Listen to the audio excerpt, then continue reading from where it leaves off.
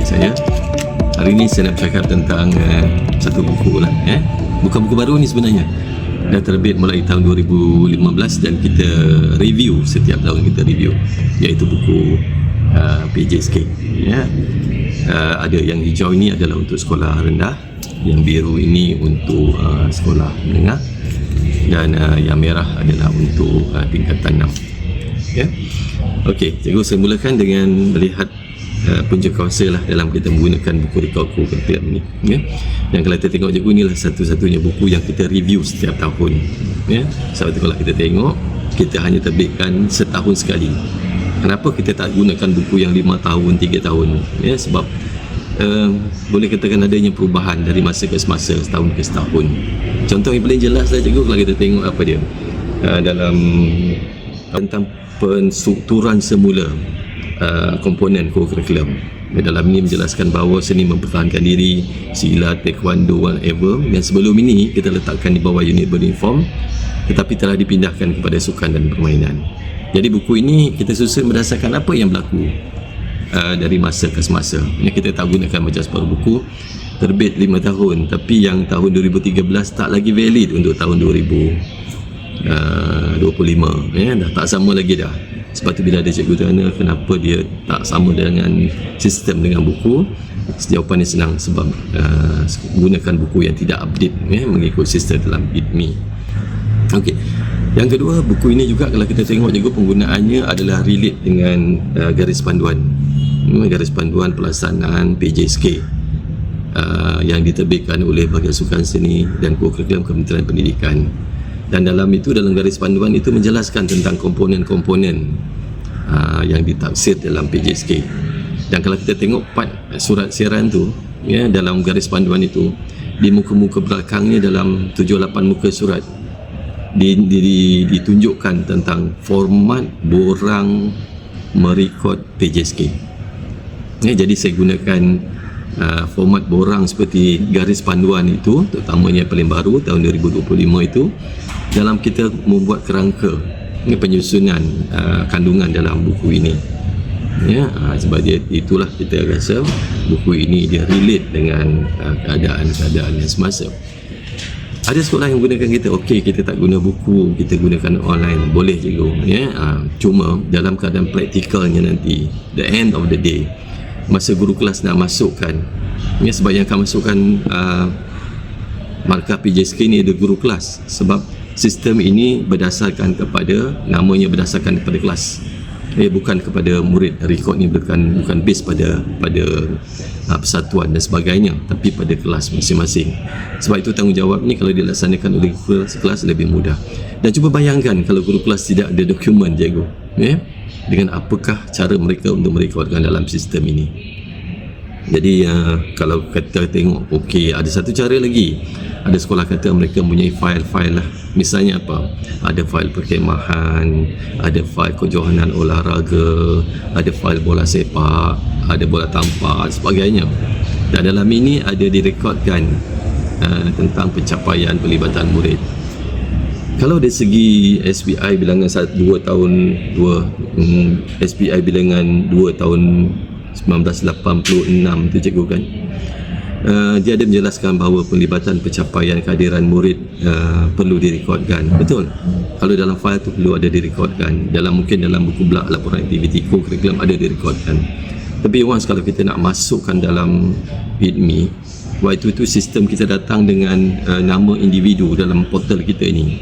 Jadi waktu itu kalau kita nak gunakan fail, kita akan banyak benda yang kita nak tengok sewaktu kita nak key in. Kita nak tengok, okey, pelajar ni masuk dalam pelibatan bola tampar, kita tengok dalam fail. Dan masa yang sama juga, semua guru perlu menggunakan fail yang sama, dokumen yang sama. Akhirnya kita tengok dia tidak lagi praktikal untuk kita laksanakan sewaktu kita merekod markah. Sebab itu dalam borang garis panduan itu jelas menunjukkan format pentaksiran itu dijalankan. Ada ruangannya, mana nak tanda, siapa yang nak tanda tangan. Sebab itulah kita bawa daripada borang itu tadi, kita dalam keadaan yang ini supaya dia lebih mudah untuk mobiliti dan mudah juga untuk direkodkan. Buku PJSK ni kita susun dari masa ke semasa, dari tahun ke setahun kita review.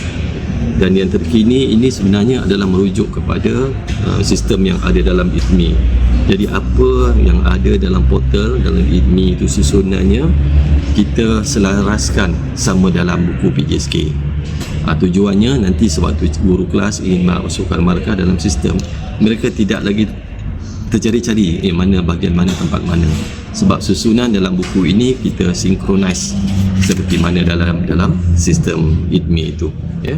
Daripada pengalaman saya, ya, sebabkan kalau kita terkira lah cikgu, ya, seorang guru tu sewaktu ingin masukkan markah murid dalam PJSK ini, dia kena klik lebih kurang 7 darab 3 lah, sebab ada 3 kan, lepas tu ada extra lagi, satu lebih kurang 25 kali.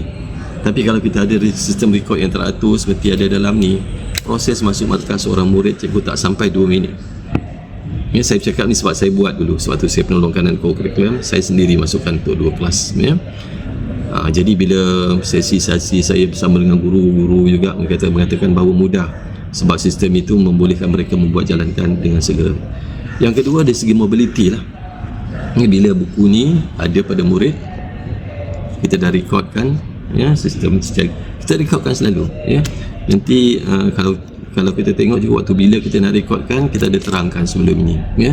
Kita rekod PJSK ini jangan setahun sekali, jangan bulan 11, bulan 12. Ya, kita waktu itu banyak kerja, kita rekodkan setiap masa. Bila penaksiran PJSK ni bermula, dia bermula dengan hari pertama cikgu dia menghadiri perjumpaan co-curriculum. Skor markah co-curriculum dia dah rekod dalam ni. Okey, yang kedua cikgu, kita buat satu contoh. Murid kita pindah sekolah bulan 1 sampai bulan 6 berada kat sekolah kita, kemudian dia nak pindah sekolah baru.